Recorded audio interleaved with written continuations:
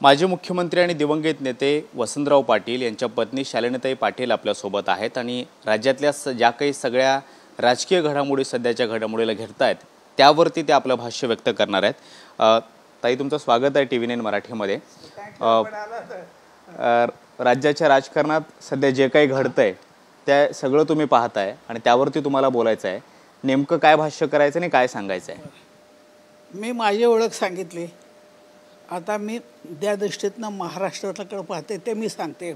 जय जय महाराष्ट्र माझा, गरजा महाराष्ट्र माझा, हे शाहीर साबळेंनी केलेलं कित्येक वर्षापूर्वी पोवाडा आहे। ह्याच्यामध्ये महाराष्ट्राची ओळख सांगितलं आहे।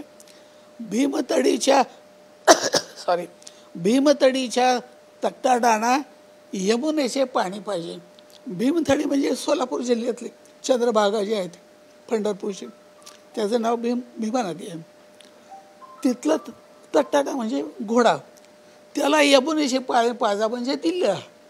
इथंपर्यंत मराठे शाहीचा दबदबा होता आणि तिथंपर्यंत आमचे सैनिक जात होते। हे शाहीर साबळेंनी सांगितलेलं आणि ते फार असं म्हणायचे की आपल्याला फार प्रेरणा मिळायची।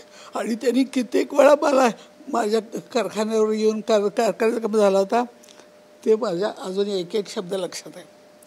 आता हा आपला महाराष्ट्र प्राचीन इतिहास काळातला की ज्यांची आमची गोडी आमच्या सैनिकांची यमुनेपर्यंत गेली, तिथलं पाणी पिऊन आले।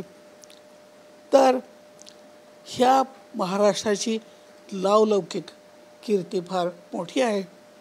शिवाजी महाराजांचा इतिहास तर कोणाला सांगायची गरजच नाही। पण आमच्या इथली न्यायसंस्था कशी होती तर नारायणराव पेशव्यांची हत्या घडवण्यामध्ये राघोबा दादा म्हणजे त्यांचे सख्खे चुलते त्यांचा हात आहे असं कळल्यानंतर त्यावेळेचे आपले न्यायाधीश रामशास्त्री प्रभुणे, हे वाई तालुक्यातले, सातारा जिल्ह्यातले वाई तालुक्यातले मूळचे प्रभुणे, हे प्रभुणे रामशास्त्री प्रभुणेंनी न्याय दिला आणि राघोबा दादाला देहांताची शिक्षा सांगितली। घाबरले नाही ते, त्याने आपल्या पुतण्याचा खून केलाय सत्तेसाठी। पुतण्या सत्तेवर होता आणि ह्याला सत्ता पाहिजे होती, चर्चेतून वाटेतकडे घेता आली असते, पण त्यांनी त्याचा खून केला आणि सत्ता काबीज केली। पण रामशास्त्री प्रभुणेंनी कुठलीही प्रेशर न घेता, कुठलाही कुणाचाही म्हणजे कुणी स्वभाव त्यांना दबाव द्यायला जात होता असं नाही, पण ते कुणाचाही हे काही दबाव नाही परिस्थितीचा, त्यांनी देहांताची शिक्षा सांगितली आणि मग पद सोडलं। मला सांगायचा उद्देश असा आहे की ही रामशास्त्र्यांची परंपरा आमच्या देशातल्या न्यायसंस्थांनी आजही पाळलेली आहे आणि सत्तादेश कितीही मोठा असला तरी निर्भयपणानं निकाल दिलेले आहेत। आता महाराष्ट्राची ओळख सांगितल्यानंतर मी तुम्हाला पुढं सांगते की ह्या देशाच्या एकेकाळी इंदिरा गांधी प्राईम मिनिस्टर होत्या आणि त्यावेळेला महाराष्ट्रामध्ये अंतुले नावाचे मुख्यमंत्री होते। तुम्ही ऐकले का नाव? मी त्यांच्या मंत्रिमंडळामध्ये होते आणि एक दिवशी मंत्रिमंडळानं ठराव केला की महाराष्ट्रातले चित्रकार, पत्रकार, लेखक ह्यांना गरीब परिस्थितीत ते काम करतात आणि त्यांना मदत करायसाठी आपण एक ट्रस्ट करावा 5 कोटीचा। अशी ट्रस्ट केलेले वसंतराव नाईकांच्या काळामध्ये कोयनेला मोठा कंप झाला आणि त्यावेळेला देणगीदार, कारखानदार, उद्योगपती आणि सहकारी चळवळीतले भरभराटीचा काळ होता, तेव्हा साखर उद्योग लाखो रुपयाच्या देणग्या वसंतराव नाईकांच्या त्या आहे। तो ट्रस्ट आजही आहे, कारण जे कोणी मुख्यमंत्री असतात ते त्याचे अध्यक्ष असतात आणि त्यांच्या ऑफिसतर्फे सगळं त्याचं हे होतं, कामकाज होतं। पण अंतुलेंनी केलेलं ट्रस्ट लबाडी त्यांच्या पोटात होती। इंदिरा गांधींचं नाव केलं, त्यांना वाटलं काय पचेल, पण ट्रस्ट रजिस्टर करायला ठराव केला मंत्रिमंडळानं, पण ट्रस्ट रजिस्टर करायला लागतो चॅरिटी कमिशनरकडं। तो चॅरिटी कमिशनरकडं रजिस्टर करताना महाराष्ट्राचे मुख्यमंत्री म्हणून अंतुलेने सही नाही केली, अब्दुल रहमान अंतुले म्हणून सही केली आणि वैयक्तिक मालकीची 5 कोटीची संपत्ती वैयक्तिक मालकीची करण्याचा प्रयत्न केला. ही माहिती मी इंदिरा गांधींनी सांगितली की माझ्यासमोर, मी मंत्रिमंडळात मीटिंगला होते, हे असं होतं. पण अंतुले असं करत नाहीत. ते राजा महाराजासारखा दरबार भरवतात आणि लोकांना बोलवून पैसे वाटतात. असे म्हटलं ही रीत नाही. प्रस्ताव बोलवा, काय आहे, कोण कुठला, काय गरज आहे, किती पैसे आहेत, हे असं काहीतरी त्याचं नियम हे असं, तुम्ही आपले पैसे असं नाही पद्धत. कारण हे ट्रस्ट अंतुल्यांनी 5 कोटी रुपये स्वतःच्या ताब्यात ठेवलं. मग इंदिरा गांधींनी माझ्या सांगण्यानंतर कमिशन नेमलं. कमिशनचं नाव लेंटिन कमिशन. आणि लेंटिन कमिशनने सांगितलं की शालिनीताई पाटील म्हणतात ते तसंच आहे. मंत्रिमंडळाच्या ठरावाच्या कागद आम्ही माहिती घेतलेली आहे आणि चॅरिटी कमिशनरच्या ऑफिसमधनं रजिस्ट्रेशनची माहिती घेतली. 5 कोटी सेमची संपत्ती अंतुलेने आपल्या मालकीची केलेली आहे. इंदिरा गांधींनी लेंटिन कमिशनचा रिपोर्ट आल्यानंतर स्पेशल कोर्ट नेमलं आणि जाहीर चौकशी झाली अंतुलेंची. मी पहिली विटनेस होते तिथं, कारण मी कॅबिनेटच्या मीटिंगला हजर होते आणि मी ट्रस्टला पैसे दिले होते माझ्या कारखान्यातर्फे 10 लाख रुपये. त्यामुळं मी पहिली विटनेस होते. अंतुल्यांचं तो सिद्ध झाला, बदनामी झाली. आता मुस्लिम समाजामध्ये एका भावाची मुलीचं दुसऱ्या भावाच्या मुलाशी नव्हतं, त्यामुळे घरातल्या घरात मुलींचे लग्न केले. पण मुलगा शाळेत जाताना लोक त्याला म्हणायचे ह्याचा तुझा बाप चोर आहे. आणि मग त्यांनी परदेशात मुलाला पाठवलं. म्हणजे वैयक्तिक जीवनसुद्धा नष्ट झालं. 5 कोटीसाठी इतकी मोठी शिक्षा होऊ शकली.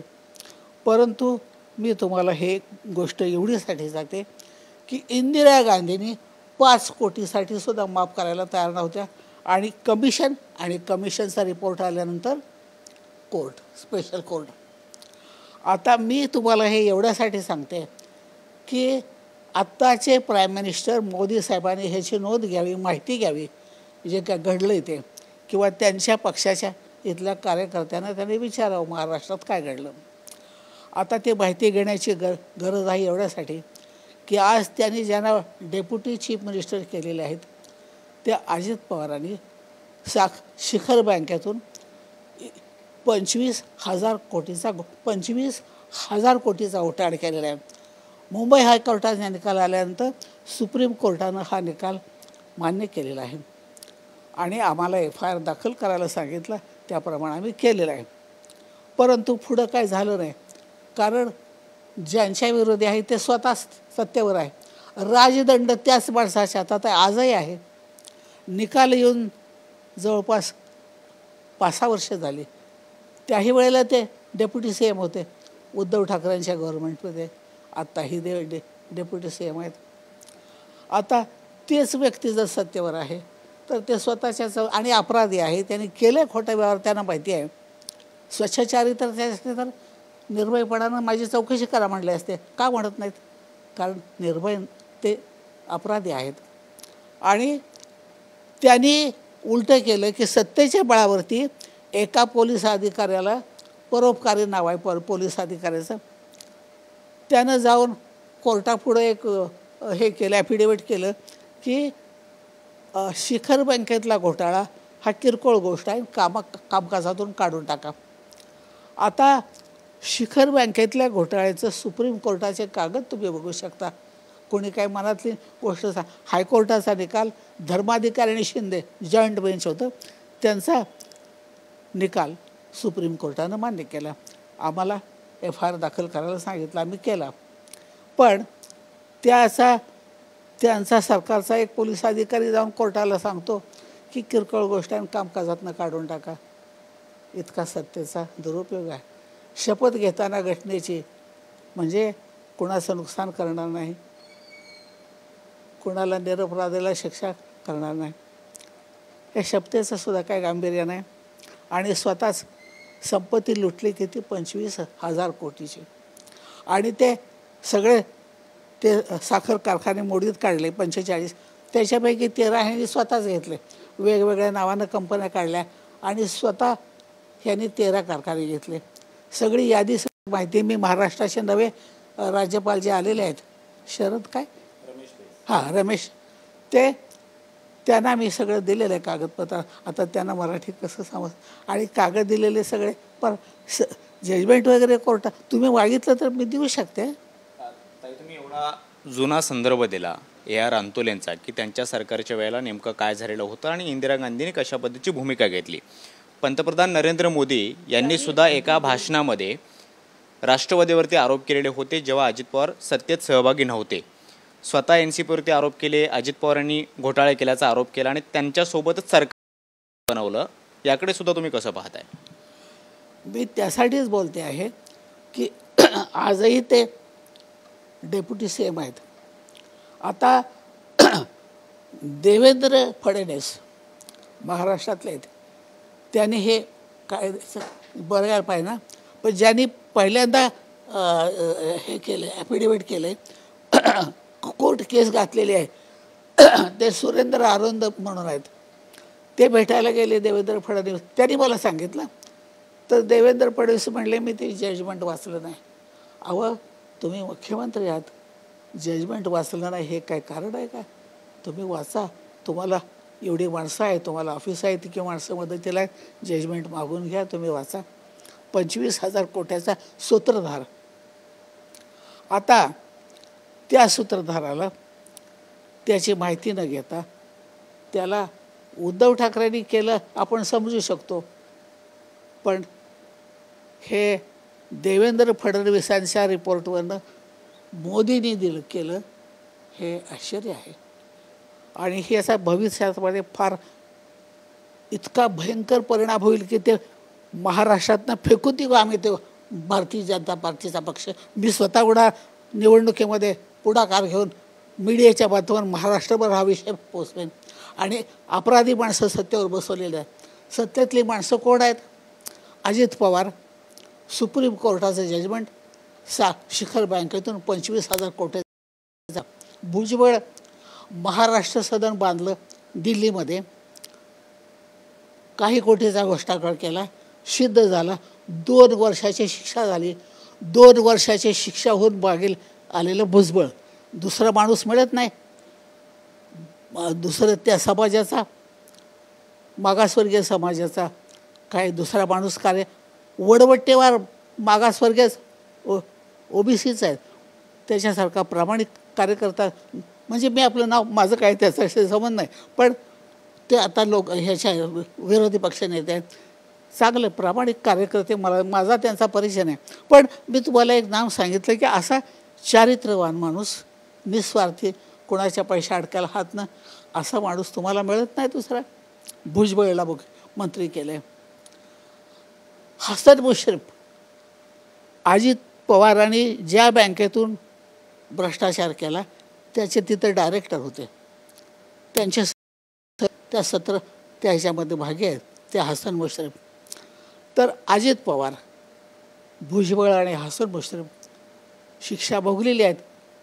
आणि शिक्षा चुकवायसाठी तोंड लपवून सत्तेचा दुरुपयोग करून एका पोलीस अधिकाऱ्याला त्याचं नाव माहिती आहे मला, परोपकारी त्याला तिथं जाऊन सांगतायत की किरकोळ गोष्ट आहे. ह्या परोपकारीचं धारष्ट कसं झालं? सुप्रीम कोर्टाच्या जजमेंटला किरकोळ गोष्ट. आमच्या देशाच्या सुप्रीम कोर्टाला हा मनुष्य याची काय लायकी आहे? हा मनुष्य किरकोळ गोष्ट म्हणतो.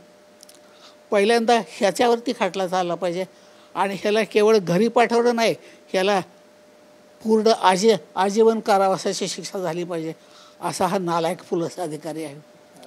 आता आरोप प्रत्यारोप होत आहेत, कोर्टामध्ये हे प्रकरण प्रलंबित आहे. मात्र महत्त्वाचा प्रश्न तुम्ही उपस्थित करा. प्रश्नाचा माझा आत्ता हे आहे की अजित पवारला सत्तेवरनं पाय उतार व्हायला सांगितलं पाहिजे. आणि इंदिरा गांधींनी जसं स्पेशल कोर्ट नेमलं तसं स्पेशल कोर्ट नेमून अजित पवारांची जाहीर चौकशी व्हायला पाहिजे. मी स्वतः साक्षीदार म्हणून जाईल, कारण मी वन ऑफ द सफरर आहे. कारण माझा 13 कारखाने जे घेतले ते माझा पण घेतला आहे, तो वन ऑफ द सफरर आहे मी. आणि माझ्या संस्थेचे 25,000 सभासद आहेत. एका परिवारात 4 मतं म्हणली तर 1 लाख मतं माझ्याजवळ आहे. मी काय धमकी देत नाही, पण माझे 25,000 सभासद आहेत, 50 वर्ष झाली माझी संस्था स्थापन होऊन. त्यांनी एक इशारा ते केला तर मी 1,00,000 मतं इकडचे तिकडे मी 1 तासात फिरवू शकते.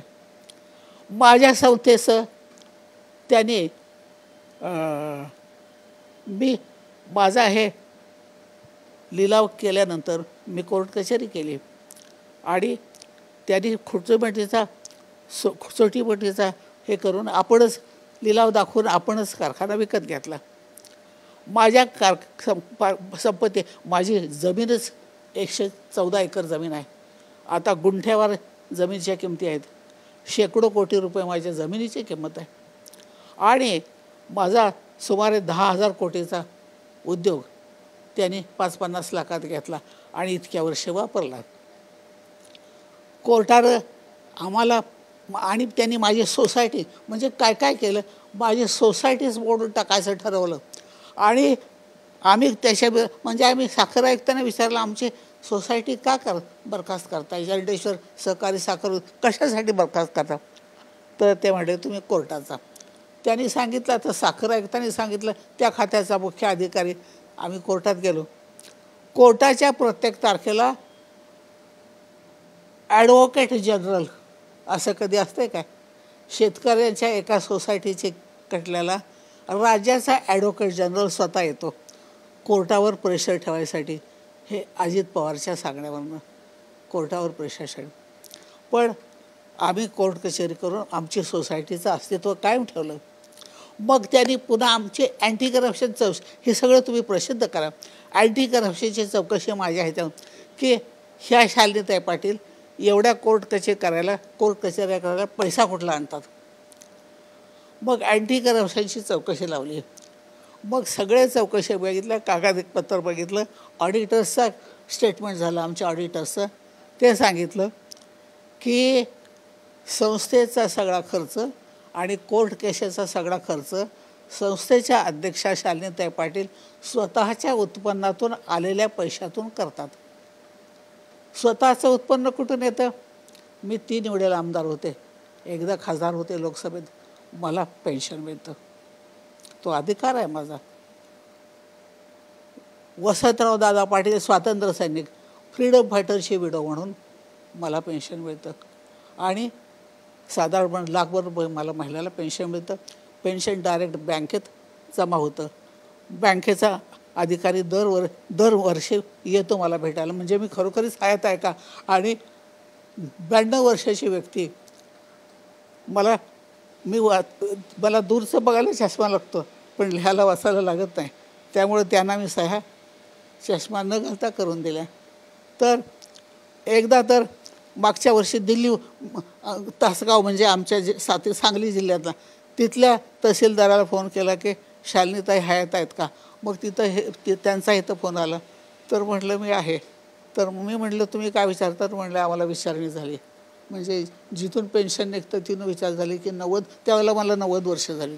म्हटलं आहे ते भेटायला येऊ शकता, तुम्ही येऊ शकता. आणि पेन्शन काय मला देत नाही, थेट बँकेत जमा होती आणि ते बँकेचा अधिकारी दरवर्षी भेटायला येतात.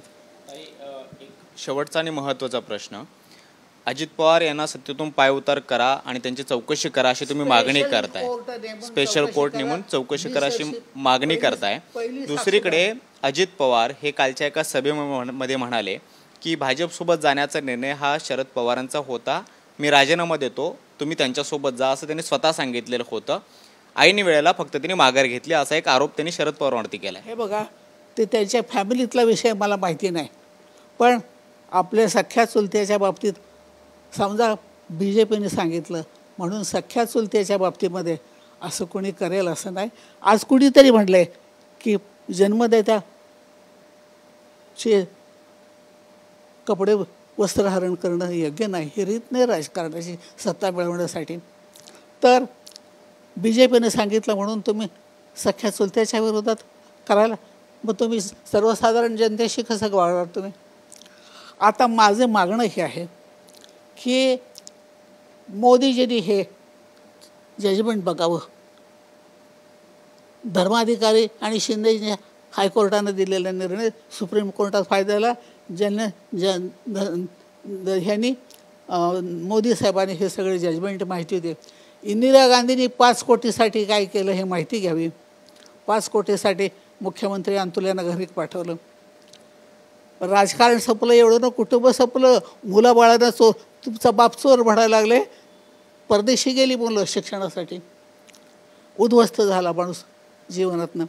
त्याला नंतर कुणी कार्यक्रमाला कुठल्याही बोलवलं नाही. आता मोदीजींनी ह्याची माहिती घ्यावी. आणि आम्हाला आश्चर्य वाटतं, हे देवेंद्र फडणवीस माझी माहिती आहे की 100% त्याला कव्हर करतात, संरक्षण देतात. हे शिखर बँकेतला घोटाळा करण्यापूर्वी एक मोठा 70,000 कोटीचा घोटाळा त्यांनी महाराष्ट्राच्या इरिगेशन मिनिस्टर असताना अजित पवारने केलेला आहे. 1999 ते 2004 अजित पवार इरिगेशन मिनिस्टर होते. आणि त्या काळात त्यांनी केलेला जो त्या काळात ना टेंडर ना काय नाही कॉन्ट्रॅक्टर बोलायचं आणि त्याला दिलं ऑर्डर. तो कॉन्ट्रॅक्टर पुण्याचा भोसले नावाचा, तो पथक नावाचं नाव माहीत आहे. तुम्ही ह्या सगळ्या आरोपानंतर अजित पवार यांनी पायउतार व्हावा आणि एक स्पेशल कोर्टाच्या माध्यमातून चौकशी आयोग नेमून त्यांची चौकशी करण्याची मागणी करते आहे. आणि ही भुजबळांनी ही असली माणसं हसन मुश्रीफ कशासाठी ठेवलं आहे अहो हे घर. आणि हे फडणवीस ह्यांना संरक्षण देतात. त्या 70,000 कोटीच्या हे तुम्ही प्रसिद्ध करा. 70,000 कोटीच्या घोटाळ्यातल्यासाठी खात्यातल्या एका माणसानं FIR नोंदवला होता. पण त्याचं पोलीस नाही जाऊन त्याची कारवाई सुरू केली नाही. कोर्टापुढे चार्जशीट ठेवला नाही. त्या काळामध्ये देवेंद्र फडणवीस मुख्यमंत्री होते. त्यांचं काम नाही का? त्यांच्या पोलिसांनी जाऊन कोर्टापुढे चार्जशीट ठेवायला पाहिजे होता, नाही ठेवला. आणि त्या ज्याने FIR दाखल केला त्याला म्हटले की ह्याला वेड लागले. मला सदा त्या म्हणू शकतात की हे बाई म्हातारी 92 वर्षाची आहे, तिला काय कळत नाही असं म्हणू शकतात. पण कुणीही मला काय कळतं का नाही बघायसाठी तर तुम्ही आलाय, कुणीही येऊ शकतं. आणि उद्या मी कोर्टात साक्षर जाणार म्हणजे मी कोर्टाच्या पुढं जाऊ, मला एकच पाय. मी त्यावेळेला तशी दिसत होते. हे माझा 40 वर्षाचा पण ॲक्सिडेंटमध्ये एक माझा पाय गेला. त्यामुळं मला उभं राहायला येत नाही. मी साडी कशी नेसणार, उभं राहायला येत नाही, सांभाळणार कशी. मला उभं राहायला, चालायला, फिरायला मदतीची गरज आहे. आणि मला रात्रंदिवस महिला मदतनीस मजा येत आहेत. ते माझ्या खर्चात ना. आणि मला लाखभर रुपये पेन्शन मिळतं. मी आरामात माझ्या स्वतःच्या घरामध्ये नोकर चाकर ठेवून सन्मानानं राहू शकते. मुलगा माझा मिळवत आहे, पण मुलालासुद्धा मी काही मोजण देत नाही. माझं मी नोकर चाकर ठेवून माझं मी स्वतंत्र राहते. आता त्या चौकशीमध्ये मी स्वतः साक्ष द्यायला जाईल. मला जाता येणार नाही तिथंपर्यंत, परंतु कोर्टाची माणसं माझ्या घरी येऊन माझं स्टेटमेंट रेकॉर्ड करू शकतात. तर हे ताबडतोब व्हावं. हे जर निवडणुकीच्या अगोदर केलं नाही तर लोकसभेच्या निवडणुकीत आणि महाराष्ट्र विधानसभेच्या निवडणुकीत हा विषय मी महाराष्ट्रभर पोचवेन मी स्वतः.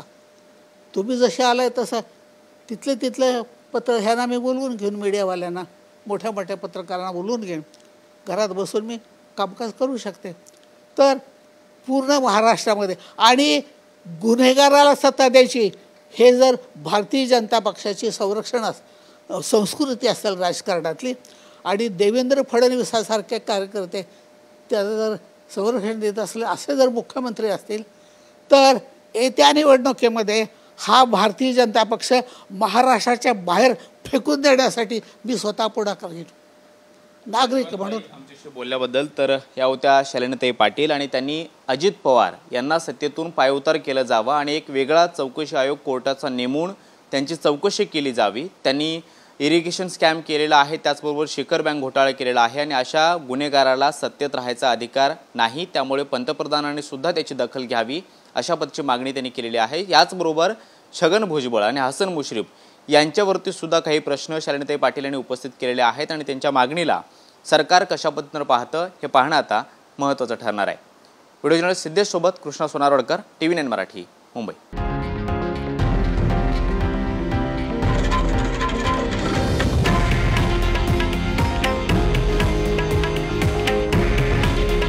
हे आहे देशातील नंबर 1 न्यूज नेटवर्क आणि आपण पाहत आहात TV9 मराठी. काळजी तुमची, हित महाराष्ट्राचं.